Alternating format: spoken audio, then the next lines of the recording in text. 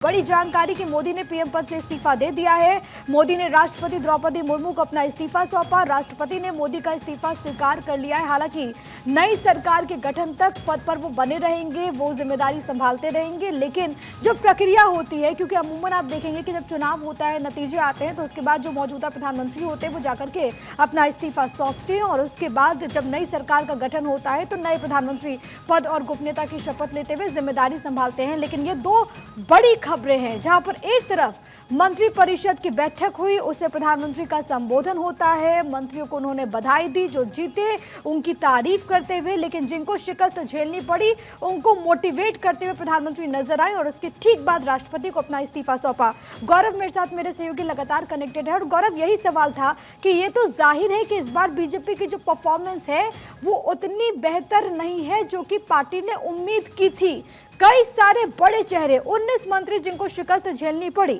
लेकिन मंत्रिपरिषद में प्रधानमंत्री ने जब संबोधित किया तो यही कहा कि राजनीति में हार और जीत लगी रहती है, हमने अच्छा काम किया, 10 साल देश को अच्छे तरीके से चलाया। बिल्कुल, देखिए, एक अच्छा जो नेता होता है, खास करके अगर हम बात करें, और जिस तरीके की सबसे बड़ी विश्व की पार्टी है भारतीय जनता पार्टी, और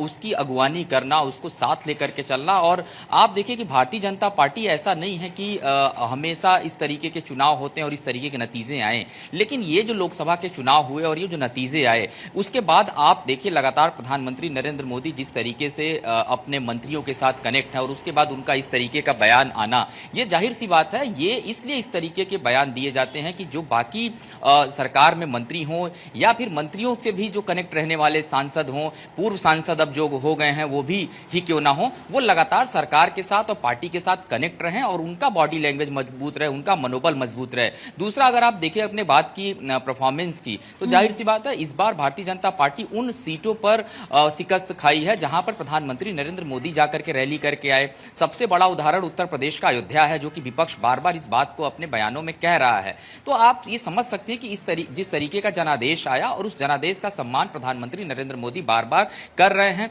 कल भारतीय जनता पार्टी मुख्यालय पर जब वो संबोधित कर रहे थे तब भी उन्होंने इस बात को कहा है। तो जाहिर सी बात है, एक जो मैसेज देने की कोशिश है प्रधानमंत्री नरेंद्र मोदी की तरफ से वो की जा रही है। और इस बीच सबसे बड़ी बात यह है कि आज भी जी बिल्कुल, ये बहुत अहम है और हम जिसका जिक्र कर रहे थे, 19 केंद्रीय मंत्री जिनको शिकस्त झेलनी पड़ी और अकेले यूपी में जिसकी बात आप कर रहे हैं गौरव, की अकेले यूपी में 7 केंद्रीय मंत्री को शिकस्त मिली। गौरव, इस वक्त एक और तस्वीर हम अपने दर्शकों को दिखा रहे हैं जहां पर प्रधानमंत्री नरेंद्र मोदी ने, और ये एक क्योंकि प्रक्रिया भी होती है, राष्ट्रपति द्रौपदी मुर्मू से मिलकर के इस्तीफा सौंप दिया है। जरा दर्शकों को बताइए सरल भाषा में कि अब आगे की प्रक्रिया क्या कुछ रहेगी।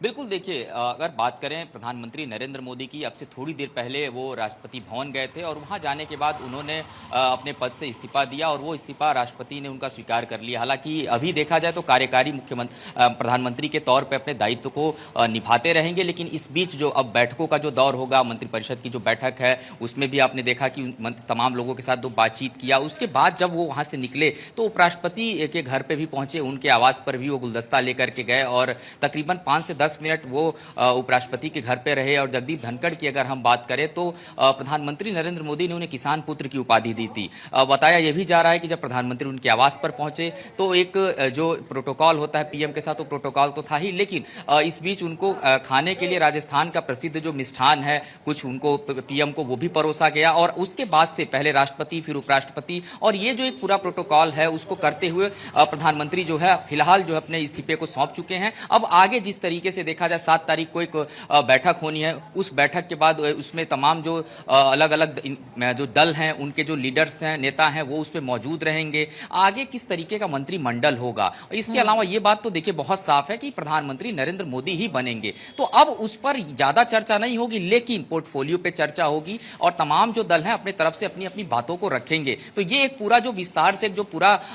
ये सरकार बनाने का जो क्रम है वो इस तरीके से चलेगा। और शपथ ग्रहण में किसको बुलाना जाना है और ये तैयारी देखिए राष्ट्रपति भवन में अभी से की जा रही है। सोर्सेज बता रहे हैं कि शपथ ग्रहण को लेकर जो तैयारियां हैं वो की जा रही हैं। मुझे ये भी जानकारी मिली है कि इस बार शपथ ग्रहण समारोह में आपको देश के तमाम जो बड़े साधु संत महंत महामंडलेश्वर अलग अलग मठों के हैं उनको भी आमंत्रित करने की तैयारी की जा रही है। वैदिक मंत्रोच्चारण के साथ शपथ ग्रहण की शुरुआत की जाएगी। और हमने देखा था कि जब पुरानी संसद से नई संसद में तमाम सांसदों के साथ पीएम शिफ्ट हुए थे, गए थे वहां पर,